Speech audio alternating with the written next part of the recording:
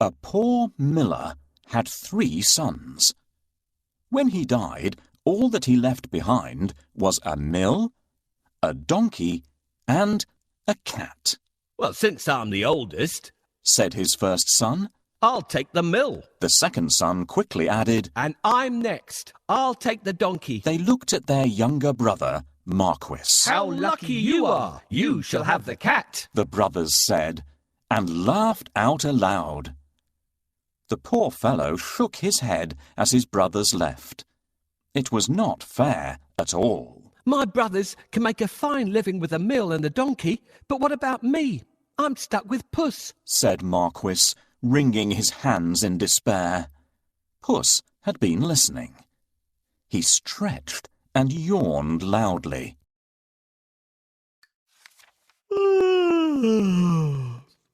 Now, you won't have to worry when I'm around. All I need is a bag and a handsome pair of boots, and I'll be able to take care of us both." "Sure you will," thought Marquis. But to be fair, he had seen Puss use many tricks to catch mice and rats. If nothing else, they wouldn't go hungry. "Our father left us some property in his will. I can't help thinking that it's been divided unfairly. Do you remember what I got?" Soon the cat was given his own pair of boots and the new bag that he had asked for. The boots fitted him perfectly, and he looked very smart. Puss packed a juicy cabbage and some bran in the bag, and slung it around his neck. He polished his whiskers and set out. Puss headed straight to a spot where there were plenty of rabbits. He had a great plan in mind. Puss opened the bag wide and hid behind a tree. Soon a rabbit came hopping by. He saw the cabbage and leapt straight into the bag. Whoosh! As quick as the wind, Puss grabbed the bag and tied it closed with a piece of string.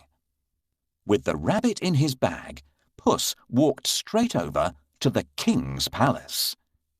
He bowed low and presented him with the rabbit.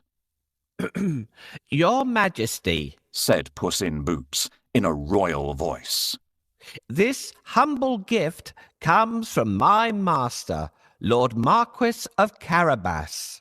This was a fancy name that Puss had chosen for his master. "What a thoughtful gift," said the king, who loved roasted rabbit. The next time, Puss managed to catch a brace of partridges and took them once again to the king. "This is wonderful. Tell your master I'm very pleased," said the king, who loved partridge stew even more. This went on for 2 months. Puss was becoming an expert at catching game, and the king was getting plumper. "First, I need a bait for the rabbit. What do you think rabbits love to eat?" Puss knew a lot of things. He was such a clever cat. For instance, he knew just when and where the king would be out riding in his carriage with his daughter. "I think that the Marquis and I should go out for a walk today," thought Puss one sunny Saturday. Puss took Marquis down to the riverside and spoke to his master. "Today could be your lucky day. If things go to plan, you'll make a fortune," said Puss. Clip, clop, cling, clang. Puss heard the sound of a carriage approaching. They both looked into the distance. It was the king's carriage. "What should I do?" Marquis asked, ready to obey. He had grown happier with the food Puss brought in every day. "Go and bathe in the river. I'll take care of everything else," said Puss. "Is that all?" cried Marquis. He pulled off his clothes and jumped into the river at once. Splash! Quickly, Puss hid his master's clothes behind a rock. Help! My master is drowning! Somebody save him! Puss wailed. He was trembling from head to foot. The king recognized Puss at once. He remembered all the lovely meals he had enjoyed thanks to the cat. The king jumped out of his carriage. Go and save him, quickly! The king said to his servants. Puss said to the king, Your Majesty, some nasty thieves have stolen my master's clothes. Is that so? Don't worry. I'll find a suit for him, said the king. He ordered one of his servants to fetch some fine clothes. Soon Marquis was pulled out of the water, and the king's servant handed over a handsome suit for him to wear. As soon as Marquis put on those clothes, he looked just like a prince. He stood tall and handsome, and smiled shyly at the princess. Surprise, surprise, the princess fell head over heels in love with Marquis. Master, I have a great idea. All you need to do is go and bathe in the river. I will take care of the rest. Well, all right. That's easy. While he's bathing, I need to hide his clothes. Can you think of a good place to hide them? Puss grinned. Things were going just as he had planned. But he had more work to do.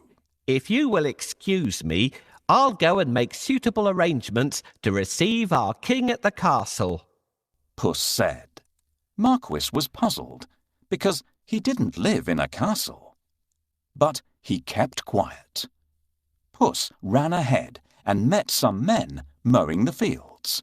My good fellows, stop your work and listen. The king is coming this way, and you are all in grave trouble. The only way to save yourselves is to say that these fields belong to the Lord Marquis of Carabas, Puss announced. The mowers looked at Puss in surprise. They were scared. This Lord Marquis must be very powerful, they thought. They agreed to do exactly what the cat said, to save themselves. Puss went ahead and saw some men and women reaping grain in a field. My good fellows, you can reap later, but listen to me now. The king is coming this way, and he'll make mincemeat of you unless you say that these fields belong to the Lord Marquis of Carabas, Puss announced. The reapers were very puzzled, but they definitely did not want to become mincemeat. They promised to tell the king that the fields belonged to nobody but Lord Marquis of Carabas. Puss went ahead and warned everybody to tell the king that the land belonged to Lord Marquis. The people thought that it wouldn't be right to mess with Lord Marquis. They decided to do exactly what the cat asked. But Puss had still more work to do. Huff! Puff! He ran all the way until he reached a huge castle. Can you guess whose castle it was? Yes, the castle and all the lands belonged to a fierce and powerful ogre. But Puss was not scared of the ogre. He knocked at the castle door. Blim, blam. 2 guards opened the door. I'd like to pay my respects to your mighty master, said Puss.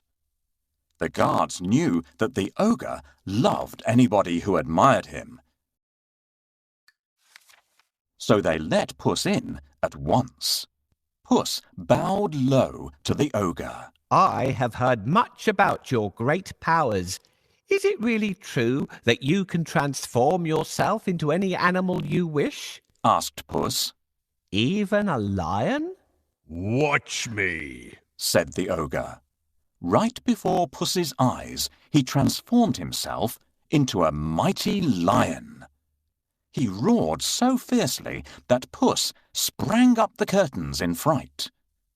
The ogre laughed loudly. That's amazing, said Puss. but I bet you can't turn yourself into a small creature. That's the most difficult thing in the world. I can, said the ogre. No, it would be impossible for a mighty ogre to turn into something like, for instance, a mouse? said Puss. Oh, really? asked the ogre, snapping his fingers. Boom! The ogre became a tiny mouse and scurried across the room. Quick as lightning, Puss pounced on the mouse and ate it in one gulp. Puss licked his lips. He clapped his hands 3 times and summoned all the people living in the castle. The ogre is no more, Puss announced. Will you accept Lord Marquis of Carabas as your master? He is kind and just, good and generous. The guards, maids, cooks, servants, and everyone else in the castle looked at Puss in surprise. But they nodded at once. They had never really liked the ogre anyway. Puss ordered everyone to prepare a feast for Lord Marquis and his very special guest, the king himself. The coach with the king, the princess, and my master will be here soon. I have to wake up the ogre right away.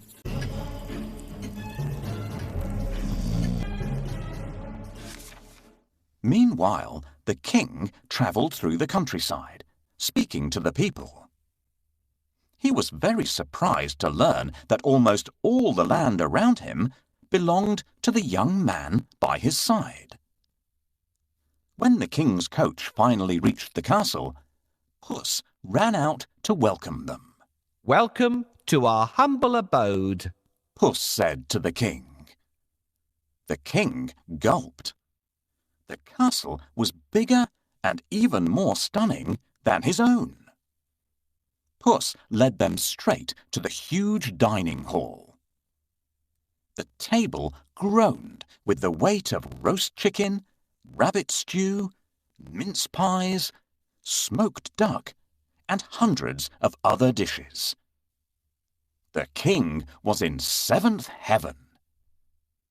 After eating the great feast and sipping the finest wine he had ever tasted, the king said, My dear Lord Marquis, I'd be delighted if you would marry my only daughter.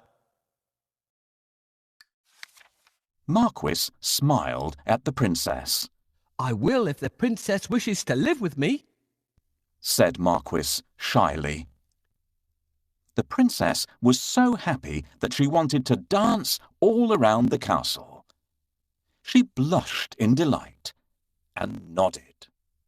They married and lived happily ever after.